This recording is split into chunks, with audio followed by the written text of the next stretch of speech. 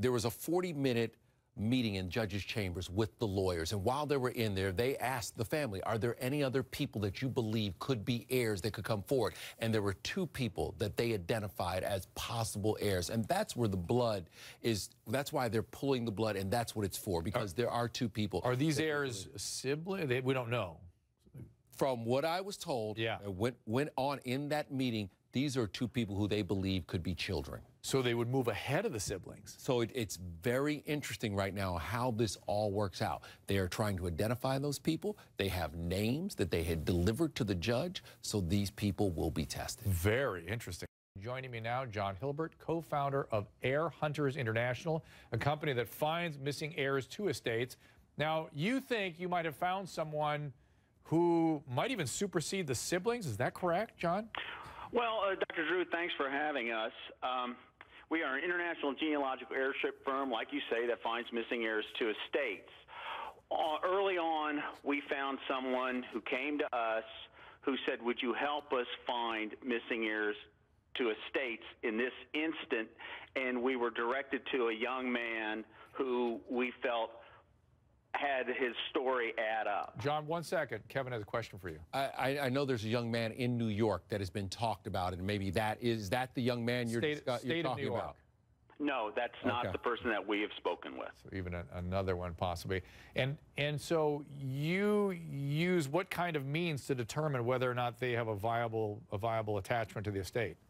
Well, what we do is much more than simple genealogy, which we use. We also try to specifically determine under the laws at issue who is entitled to a share of a person's estate. So it changes from state to state. There's a uniform probate code on how intestate succession is treated by the court. So we look at Minnesota law and see who gets what. Now, under Minnesota law, a child or an issue of prince would take it all, and he would trump everybody who is a sibling or a first cousin or even parent. All right, thank you, John. So if a child does turn up, tell me about that, Kevin, and then the fighting between Tika and Alfred, is that right? Tika and Alfred. So there is talk that there are 2 siblings, or at least in that judge's chamber, during their hearing, before they let the press in, that is what they discussed, and they identified 2 people, 2 potential heirs. I don't know if he's talking about either one of those people. Meanwhile, with the siblings, you have to understand Alfred, who lives in Kansas City, his half-brother, who, you know, when he was 17, went off to Vietnam War. He came to the funeral, but did not get in. And he was out in the street in front of Paisley Park while that was going on. And he was very upset about that, and he was upset about his access to Paisley Park. And in a private meeting with lawyers, he asked his prince's sister Tika if he could have access to Paisley Park, and she said, just you, no one else. And he turned to her and said, well, then if it's only me, it's only you and no one else in your family. So they had that little gripe for a while, but they've worked that out about getting access. They've all been in Paisley Park now and been able to have access and see the place and see whatever they wanted to see. Well, speaking of at Paisley Park, Stephanie Elam is right there. Stephanie, are you familiar with this feud and Alfred's inability to get into the proceedings? I'm familiar that they've had some struggles, that the siblings have had some contentious conversations, to say the least. I was in the probate court hearing last Monday when you had 5 of the 6 living siblings to Prince who were there. Tika, obviously the one full-blooded relative, and the other 4. And watching them interact, you can tell that there's really not a lot of relationship between all of these siblings. And I think part of the reason is you've got siblings that come from Prince's mom, and you have siblings that come from Prince's dad. But yeah, it doesn't seem like they're all warm and all knowing each other. At one point, I am almost positive I heard 2 of the siblings say, nice to meet you.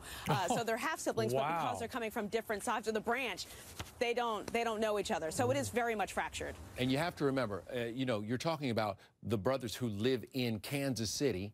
And then you're talking about Tika, who is in Minneapolis, and one of the brothers who wasn't able to be there, he granted all his everything to Tika and the sister, so they took care of everything for him during the court hearing. But it's a very interesting and fractured family, and they're coming together for the first time, and they have to figure this out, because here's the big problem.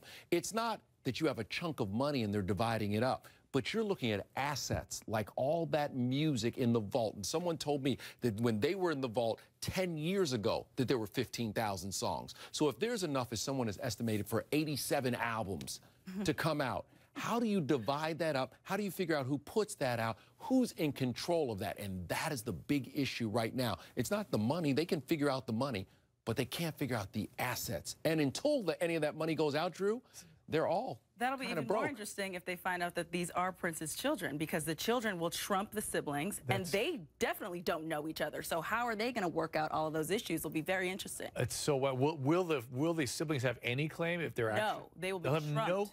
That's crazy.